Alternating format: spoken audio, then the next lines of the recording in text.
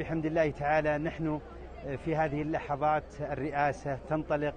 خطتها غدا إن شاء الله صباحا، وهذه الاستعدادات من كافة الإدارات ومن كافة الزملاء في جميع الوحدات التنظيمية والإدارات الإدارية والميدانية والتنفيذية في المسجد الحرام برجوع كافة الخدمات لكامل الطاقة الاستيعابية.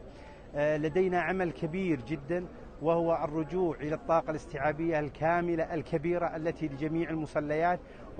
وبإذن الله تعالى سيكون هناك خطة متكاملة كبيرة جدا بمحاورها المتعددة، كلها تقوم على الاستقبال للتدفق الكبير الذي سيقصده المسلمين إلى المسجد الحرام بإذن الله تعالى. العودة كاملة لجميع الخدمات. لدينا الحقيقة عدد من الخطط التشغيلية التي أكدنا فيها على الزملاء وعلى الإدارات بتوجيهات معالي الرئيس العام معالي الشيخ عبد الرحمن السديس على التواجد المستمر لتقديم الخدمات، لأن العودة الكاملة في تخفيف الاحترازات يتطلب منا حقيقة العمل بشكل كبير جدا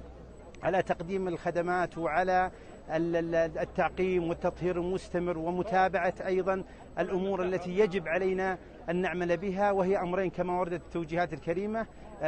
بقاء الكمامات لمن يدخل الحرمين الشريفين، والأمر الثاني التطبيق حجز الصلاة وحجز العمرة عن طريق توكلنا واعتمرنا.